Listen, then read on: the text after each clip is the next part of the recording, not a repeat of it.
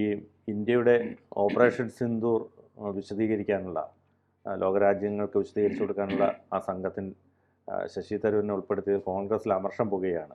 ഓരോ ദിവസങ്ങളിലായി കോൺഗ്രസ് നേതാക്കൾ അതൃപ്തി പരസ്യമാക്കിക്കൊണ്ടിരിക്കുകയാണ്. കോൺഗ്രസിനെ സംബന്ധിച്ചിടത്തോളം അഭിമാനിക്കേണ്ട ഒരു നിമിഷമാണ്. കാരണം ഇതൊരു രാജ്യത്തിൻ്റെ അഭിമാന നിമിഷമാണ്. ഇതിൽ രാഷ്ട്രീയം കലർത്തേണ്ട കാര്യമില്ല. അതുമാത്രമല്ല, കോൺഗ്രസ് കൊടുത്ത ലിസ്റ്റിൽ ശശി തരൂരിൻ്റെ പേരില്ല. അതേസമയം തന്നെ ശശി തരൂർ പാർട്ടിയോട് അനുവാദം വാങ്ങിച്ചില്ലെന്ന് പറയുന്നു. ഒരുപാട് വിമർശനങ്ങൾ ശശി തരൂരിനെതിരെ വരുന്നു. ഇവിടെ കേരളത്തിൽ നിന്ന് CPM-ൽ നിന്ന് ജോൺ ബ്രിട്ടാസ് അടക്കം പോകുന്നുണ്ട്. CPM-ൻ്റെ ആയിട്ടും പോകുന്നുണ്ട്. അപ്പോൾ സ്വാഭാവികമായും എന്താണ് കോൺഗ്രസിന് ഇത്തരത്തിൽ ചിന്തിക്കാൻ കഴിയുന്നത്? കോൺഗ്രസിനെ ഞാൻ മനസ്സിലാക്കുന്ന രണ്ട് തരത്തിലാണ്. ഒന്ന്, കോൺഗ്രസിന് ഇന്ത്യയുടെ വിഷയങ്ങൾ കോൺഗ്രസിൻ്റെ വിഷയങ്ങളല്ല. കാരണം ഇന്ത്യയിലെ കോൺഗ്രസ് എന്ന് പറഞ്ഞിട്ടുണ്ടെങ്കിൽ ഇത്തരം വിഷയങ്ങളിൽ നിന്ന് വളരെയധികം മാറിക്കഴിഞ്ഞു.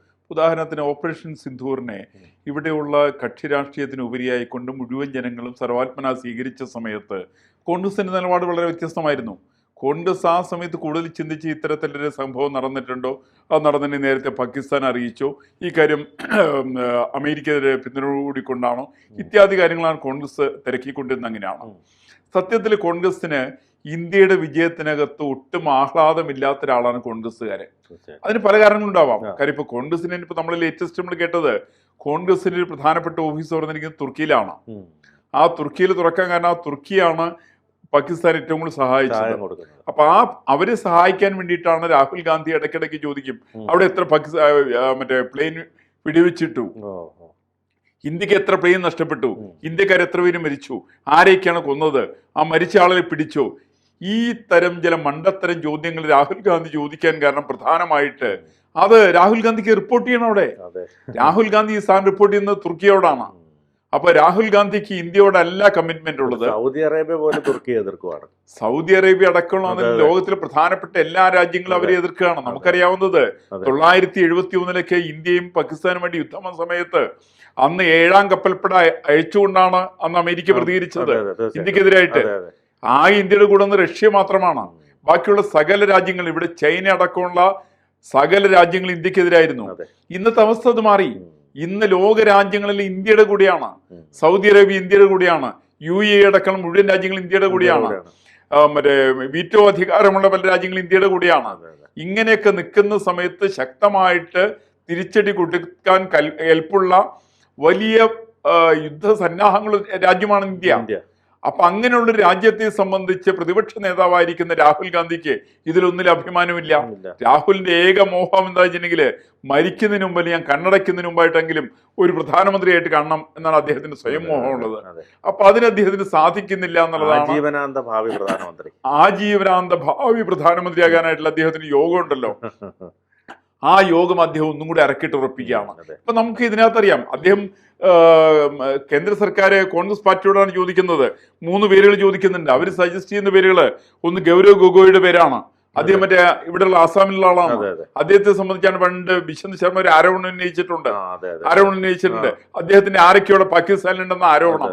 അപ്പൊ ആ തരത്തിൽ ഗൗരവ് ഗൊഗോയ്, സയ്യിദ് നസീർ ഹുസൈൻ, രാജാ ബെറാർ, ഈ പറയുന്ന 3 പേർക്കും ലോകരാജ്യങ്ങളെ കുറിച്ച് എന്ത് വിവരമാണുള്ളത്? ഇവർക്ക് ലോകരാജ്യങ്ങളുടെ മുമ്പിൽ ഓപ്പറേഷൻ സിന്ധൂറിനെ കുറിച്ച് ഇവർക്ക് എന്താണ് വിശദീകരിക്കാനുള്ളത്? ഭാരതത്തെ കുറിച്ച് എന്ത് അഭിമാനമാണ് ഇവർക്കുള്ളത്? ഒരഭിമാനം ഇല്ലാന്ന് ഉറപ്പ് വരുത്തിയിരിക്കുന്ന ആളുകളുടെ പേരുകളാണ് രാഹുൽ ഗാന്ധി സജസ്റ്റ് ചെയ്തിരിക്കുന്നത്. ശശി തരൂരിനെ പോലെ ഒരാൾ ഉയരത്തിലേക്ക് പോയി വലിയൊരാളായി തീർന്നാൽ പിന്നീട് അവർക്കെല്ലാം ഭീഷണിയാണ്. KC വേണുഗോപാലൊക്കെ ചിന്തിക്കുന്ന അതാണ്. ശശി തരൂരിനെ സംബന്ധിച്ചിടത്തോളം എങ്ങനെയും ഇകഴ്ത്തി കാട്ടുക എന്നാണ് ഇവരുടെ എല്ലാം ഒരു തന്ത്രം. കാരണം ഇത് കൊച്ചു മനസ്സിന്റെ ചില വെപ്രാളങ്ങളാണ്. പഴയ കാലത്ത് നരസിംഹറാവു ഇന്ത്യൻ പ്രധാനമന്ത്രി ആയിരിക്കുന്ന സമയത്ത് അവിടെ അയച്ച ഡെലിഗേഷന്റെ ചാർജ് അടൽ ബിഹാരി വാജ്പേയിക്കായിരുന്നു. 1971 ഇന്ത്യ പാകിസ്ഥാൻ യുദ്ധം സമയത്ത് പ്രധാനമന്ത്രി ഇന്ദിരാഗാന്ധി നേരിട്ട് പോയിട്ട് സംസാരിക്കുന്നത് അടൽ ബിഹാരി വാജ്പേയിയുടെ വീട്ടിൽ പോയിട്ടാണ്. അങ്ങനെ പാരമ്പര്യമാണ് ഇന്ത്യയെ സംബന്ധിച്ചുള്ളത്. ഇവിടുത്തെ കക്ഷി രാഷ്ട്രീയ ഭേദമന്യേ എല്ലാ രാഷ്ട്രീയ പ്രസ്ഥാനങ്ങളും ഈ ഒരു യുദ്ധത്തിന്റെ വേള വരുന്ന സമയത്ത് നാടിനെ പിന്താങ്ങുന്ന പാരമ്പര്യമാണുള്ളെങ്കിൽ അതിനെപ്പോലും മുഖവിലക്കെടുക്കാൻ ഇവിടുത്തെ കോൺഗ്രസ്സുകാർക്ക് സാധിക്കുന്നില്ല. കോൺഗ്രസിനെ സംബന്ധിക്കുന്ന മോഹമുള്ളത് പ്രധാനമായിട്ട് അവരുടെ നെഹ്റു കുടുംബത്തിന്റെ പാരമ്പര്യമാണ് ഒരു പ്രശ്നം.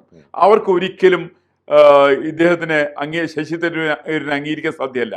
ശശി തരൂരിന് ദീർഘകാലത്ത് പാരമ്പര്യം ഉണ്ടപ്പോ അദ്ദേഹം വിദേശ രാജ്യങ്ങളുടെ ചുമതല വഹിച്ചിട്ടുള്ള ആളാണ്. സെക്രട്ടറി ജനറലായിട്ട് മത്സരിച്ചിട്ടുള്ള ആളാണ്. UN ദീർഘകാലം പ്രവർത്തിച്ചുള്ള പരിചയമുള്ള ആളാണ്. ആ തരത്തിൽപ്പെട്ട വിദേശ രാജ്യങ്ങളുമായിട്ട് വലിയ ബന്ധങ്ങളുള്ള, പ്രത്യേകിച്ച് പരിചയപ്പെടുത്തേണ്ട ആവശ്യമില്ല, അദ്ദേഹത്തെ പരിചയപ്പെടുത്തേണ്ട ആവശ്യമില്ല. ഇത് മാത്രമല്ല, അദ്ദേഹം കുറച്ചു വർഷങ്ങൾക്ക് മുമ്പ് ഇവിടുന്ന് UK പോയിരുന്നു. ആ UK പോയിട്ട് ഭാരതത്തെ സംബന്ധിച്ച് UK ഭാരതത്തിനെതിരായിട്ട് ഭരണകാലത്ത് നടത്തിയിരുന്ന ക്രമം വിട്ട് നടപടികളെ സംബന്ധിച്ച് വ്യക്തമായിട്ട് UK പോയിട്ട് സംസാരിച്ചിട്ടുള്ള ആളാണ് ശശി തരൂര്. അങ്ങനെയുള്ള തരൂരിനെ കുറിച്ച് അഭിമാനം കൊള്ളേണ്ടതിന് പകരം ഇന്ന് കോൺഗ്രസ്സുകാരൻ ചെയ്യുന്നത്, അവർക്ക് തരൂര് പോണ്ട, അവർക്ക് ഗോഗോയി പോയാൽ മതി. ആ ഗോഗോയെ സംബന്ധിച്ചാണ് ചില അലിഗേഷൻസ് നിലനിൽക്കുന്നു. അങ്ങനെ അലിഗേഷൻസ് നിലനിൽക്കുന്ന പാകിസ്ഥാൻ, അത് നമുക്കറിയാം, രാഹുൽ ഗാന്ധിയുടെ തന്നെ നമുക്കറിയാം. രാഹുൽ ഗാന്ധിയുടെ പ്രസംഗങ്ങൾ കോട്ട് ചെയ്തിട്ടാണ് അവിടെ പാകിസ്ഥാന്റെ പാർലമെന്റിലെ ആളുകൾ സംസാരിക്കുന്നത്. അവര് പറയുന്നത് അവിടെ രാഹുൽ ഗാന്ധി പോലും നമ്മുടെ കൂടെയാണ്, കോൺഗ്രസ് പ്രസ്ഥാനം നമ്മുടെ കൂടെയാണ് എന്ന് പറഞ്ഞിട്ട് പാകിസ്ഥാന്റെ പാർലമെന്റിൽ അവതരിപ്പിക്കുന്നത് പാകിസ്ഥാന്റെ ഭരണകക്ഷിയും പ്രതിപക്ഷത്തിലുള്ള അംഗങ്ങളാണ്. ഇനിയിപ്പോ സംഭവിക്കാൻ പോകുന്ന ഒരു കാര്യം ഞാനൊന്ന് ഒരു ഗസ് ചെയ്ത് പറയുകയാണ്. അതായത് ശശി തരൂരിനെ സംബന്ധിച്ചിടത്തോളം ഇനിയിപ്പോൾ കോൺഗ്രസിന്റെ അനഭിമതനായി തീർന്നു കഴിഞ്ഞു. ഇനിയിപ്പോൾ കേരള രാഷ്ട്രീയത്തിലേക്ക് പുള്ളിക്ക് വരാൻ എന്തായാലും ഇവരാരും സമ്മതിക്കില്ല. ചിലപ്പം നിയമസഭയിലേക്ക് മത്സരിക്കാൻ പോലും അദ്ദേഹത്തിന് കഴിയില്ല. ഒരു MP ആയിട്ട് തുടരാം എന്നതിനപ്പുറം അദ്ദേഹത്തിന് മറ്റൊന്നും സ്വപ്നം കാണാൻ കഴിയില്ല. കാരണം ഇനിയും BJP സർക്കാർ മാത്രമേ ഇന്ത്യയിൽ വരികയുള്ളൂ. സ്വാഭാവികമായും അദ്ദേഹം ഇനി ലക്ഷ്യം വെക്കുന്ന ഒരു സ്ഥാനം എന്ന് പറയുന്ന ഒരു ഉപരാഷ്ട്രപതി എന്നുള്ളൊരു സ്ഥാനത്തിലേക്കായിരിക്കും. ഒരുപക്ഷെ നരേന്ദ്രമോദി ആ ഒരു ദൗത്യം അദ്ദേഹത്തെ ഏൽപ്പിക്കാനുള്ള സാധ്യതയുണ്ട്. അതുവഴി കിട്ടാവുന്ന ലാഭം എന്ന് പറയുന്നത് സ്വാഭാവികമായിട്ട് ഉപരാഷ്ട്രപതി സ്ഥാനത്തേക്ക് വരുമ്പോൾ MP സ്ഥാനം രാജിവെക്കേണ്ടി വരും. സ്വാഭാവികമായിട്ടും തിരുവനന്തപുരത്ത് ഇലക്ഷൻ വരുന്നു. രാജീവ് ചന്ദ്രശേഖരനെ നിർത്തിയാൽ ജയിപ്പിക്കാം. കാരണം ശശി തരൂരിനെ പോലെ ഒരു വ്യക്തിത്വമായതുകൊണ്ടാണ് തിരുവനന്തപുരത്ത് ജയിച്ചു പോകുന്നത്. അതിന് പകരം മറ്റൊരു കോൺഗ്രസ് നേതാവ് വന്നാൽ ജയിക്കില്ല. അപ്പോൾ രാജീവ് ചന്ദ്രശേഖർ ഇപ്പോൾ BJP അധ്യക്ഷ സ്ഥാനത്ത് വന്നിട്ട് അദ്ദേഹം കഴിവ് തെളിയിച്ചുകൊണ്ടിരിക്കുകയാണ്. സ്വാഭാവികമായും തിരുവനന്തപുരം സീറ്റ് ഒപ്പം നല്ലൊരു നേതാവിനെ BJPക്ക് അത് ഒരുപക്ഷെ ചിലപ്പോൾ കോൺഗ്രസ് പോലും അത് കോൺഗ്രസിൽ നിന്നുകൊണ്ട് പോലും സമ്മതിക്കാൻ സാധ്യതയുള്ള ഒരു പോസ്റ്റിലേക്ക് അദ്ദേഹം ഉപരാഷ്ട്രപതി പോസ്റ്റിലേക്ക് എത്താനുള്ള സാധ്യത ഉണ്ടോ? അല്ലേ, അതിന് ശശി തരൂർ സർവാത്മന യോഗ്യനാണ് അക്കാര്യത്തിൽ. നമ്മൾ ബാക്കി എല്ലാ രാഷ്ട്രീയ വ്യത്യാസങ്ങളും മാറിയിട്ടുണ്ടെങ്കിൽ നമ്മൾ ഇന്നൊന്ന് ആലോചിച്ചു നോക്ക്. പാകിസ്ഥാനുമായുള്ള യുദ്ധത്തിന്റെ തുടക്ക സമയം തുടങ്ങിയിട്ട് അദ്ദേഹത്തിന്റെ നിലപാട് ശരിയുടെ പക്ഷത്താണ്. അദ്ദേഹത്തിന്റെ നിലപാട്, അദ്ദേഹം ഭാരത സർക്കാരിന്റെ കൂടെയാണ്. അത് രാഷ്ട്രീയം നോക്കിക്കൊണ്ട് അദ്ദേഹം പറഞ്ഞല്ലോ, എനിക്ക് നരേന്ദ്രമോദിയുടെ അഭിപ്രായ വ്യത്യാസമുണ്ട്, എനിക്ക് BJPയുടെ അഭിപ്രായ വ്യത്യാസമുണ്ട്, രാഷ്ട്രമാണ് രാഷ്ട്രീയമല്ല വലുതെന്ന് പരസ്യമായിട്ട് പ്രഖ്യാപിച്ചുള്ള ആളാണ് ശശി തരൂർ. ശശി തരൂർ മാത്രമല്ല, ഇപ്പൊ നമുക്ക് ചിദംബരത്തെ കുറിച്ച് ബാക്കി എന്തെല്ലാം ആക്ഷേപം പറഞ്ഞാലും ചിദംബരത്തിന്റെ നിലപാട് എങ്ങനെയായിരുന്നു, അതേപോലെ തന്നെയായിരുന്നു മറ്റേ ശരത് പവാർ. അതുകൊണ്ടാണ് ശരത് പവാർ പറഞ്ഞ് ഇന്ത്യയിൽ പാർലമെന്റ് വിളിക്കേണ്ട ആവശ്യമില്ലപ്പാ, ഇന്ത്യൻ പാർലമെന്റ് വിളിക്കുന്നത് ഈ പറയുന്ന മണ്ഡശിരോമണികൾക്ക് വന്നിട്ട് സംസാരിക്കാൻ വേണ്ടിയിട്ടോ? അങ്ങനെയല്ലല്ലോ. ഇന്ത്യയിലുള്ള എല്ലാ പ്രതിപക്ഷ പ്രസ്ഥാനങ്ങളും അവർ തീരുമാനിച്ച ഡെലിഗേറ്റ്സിനെ സമാധാനത്തോടു കൂടിക്കൊണ്ട് സന്തോഷത്തോടു കൂടിക്കൊണ്ട് ഇന്ത്യയുടെ വിഷയങ്ങൾ വിദേശ രാജ്യങ്ങൾ അറിയിക്കാൻ വേണ്ടിയിട്ട്. അങ്ങനെയാണല്ലോ ഇപ്പൊ CPM ചെറിയ പാർട്ടിയാണ്, അതിന്റെ ജോൺ ബ്രിട്ടാസാണ് പോകുന്നത്. അതേപോലെ ET മുഹമ്മദ് ബഷീറാണ് മുസ്ലിം ലീഗിനെ പ്രതിനിധീകരിച്ചു പോകുന്നത്. അവർക്ക് ആർക്കും ഒരു തർക്കം ഉണ്ടായിരുന്നില്ല. ആകെ തർക്കമുണ്ടായിരുന്നത് കോൺഗ്രസ്സുകാര്. കാരണം കോൺഗ്രസിൽ കാര്യങ്ങൾ തീരുമാനിക്കുന്നത് KC വേണുഗോപാലാണ്. KC വേണുഗോപാലിന് ശശി തരൂരിന് ഇഷ്ടമല്ല. അതുകൊണ്ടാണ് അദ്ദേഹം പറഞ്ഞത്, ആദ്യം പറഞ്ഞു ഞങ്ങൾ കോൺഗ്രസിൽ നിന്ന് അനുവാദം വാങ്ങിച്ചില്ല. ഈ അനുവാദത്തിന്റെ ആവശ്യം എന്താ ഉള്ളത്? ഇന്ത്യയുടെ ഭാരതത്തിന്റെ പ്രധാനമന്ത്രി പറഞ്ഞിട്ടുണ്ട്, അവര് ക്ഷണിച്ചിട്ടുണ്ടെങ്കിൽ ആ ക്ഷണം സ്വീകരിക്കുന്ന ആളാണ് ശശി തരൂര്. അത് ആദ്യമായിട്ടൊന്നും അല്ലെന്നേ. ശശി തരൂര് മാത്രമല്ല, നമുക്കറിയാലോ NT പ്രേമേന്ദ്രനെ ഭക്ഷണത്തിന് ക്ഷണിച്ചു. NT പ്രേമേന്ദ്രൻ പോയി. NT പ്രേമേന്ദ്രൻ ചിലർ ചോദിച്ചു, നിങ്ങൾ എങ്ങനെ ഭക്ഷണത്തിന് കഴിക്കാൻ പോയത്? അത് മോഡി വിളിച്ചിട്ട് നിങ്ങൾ അങ്ങനെ പോകാമോ?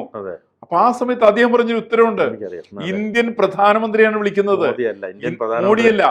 ഇന്ത്യൻ പ്രധാനമന്ത്രിയുടെ കൂടെ ഇരുന്ന് ഭക്ഷണം കഴിക്കാൻ സാധിക്കുന്നത് ഒരു സൗഭാഗ്യമായിട്ട് പ്രതീക്ഷിക്കുന്നവരാണ് ഇന്ത്യൻ പാർലമെന്റ് അംഗങ്ങളൊക്കെ തന്നെയും. ഇന്ത്യയിലെ ജനപ്രതിനിധികൾ മുഴുവൻ എങ്ങനെയാണ്, ഇന്ത്യ മഹാരാജ്യത്തെ ജനങ്ങൾ മുഴുവൻ എങ്ങനെയാണ്. ഇതിനകത്ത് എങ്ങനെ മാറ്റം വരിക? ഇതെങ്ങനെ കോൺഗ്രസിന്റെ ചില അല്പന്മാരായിരിക്കുന്ന നേതാക്കന്മാർക്ക് ഇതെങ്ങനെ മനസ്സിലാവുക? അവർക്ക് മനസ്സിലാവില്ല. അതുകൊണ്ടാണ് നമ്മൾ പലപ്പോഴും രാഹുൽ ഗാന്ധി സംസാരിക്കുന്ന അദ്ദേഹത്തിന്റെ വാക്കുകളല്ല, ആരിൽ നിന്നോ കടമെടുത്ത വാക്കുകൾ, ആരൊക്കെയോ പറഞ്ഞു അടുപ്പിച്ച വാക്കുകൾ, ആ വാക്കുകൾ അദ്ദേഹം തുർക്കിക്ക് വേണ്ടിയിട്ട് സംസാരിക്കുന്നു എന്നുള്ളത് മാത്രമേ ഉള്ളൂ. അതിനു വേണ്ടിയിട്ടാണ് അദ്ദേഹത്തിന്റെ സ്വന്തമായിരിക്കുന്ന ഒരു എംബസി അത് അദ്ദേഹം അവിടെ തുർക്കിയിൽ സ്ഥാപിച്ചിട്ടുണ്ട്. ആ തുർക്കിയിൽ എംബസിക്ക് വേണ്ടിയിട്ടുള്ള അദ്ദേഹത്തിന്റെ ചില ജൽപ്പനങ്ങൾ അത് തികച്ചും ശശി തരൂരിന് വിരുദ്ധമായിട്ട് പ്രകടിപ്പിക്കാനുള്ള പരിശ്രമത്തിലാണ് അദ്ദേഹം വരുന്നത്. ഏതാണെങ്കിലും കോൺഗ്രസിന്റെ അധപ്പതനത്തിന്റെ ആ ആണി മറ്റേ ശവപ്പെട്ടിക്ക് മുകളിൽ ഒരാണി കൂടി അടിക്കാൻ വേണ്ടി തയ്യാറായിരിക്കുന്നു മാത്രം നമ്മൾ അതിനെക്കുറിച്ച് കണ്ടാൽ മതി. കൂടുതൽ വാർത്തകളും വിശേഷങ്ങളും നിങ്ങളിലേക്ക് എത്താൻ ABC മലയാളം സബ്സ്ക്രൈബ് ചെയ്യുക, ബെൽബട്ടനും അമർത്തുക.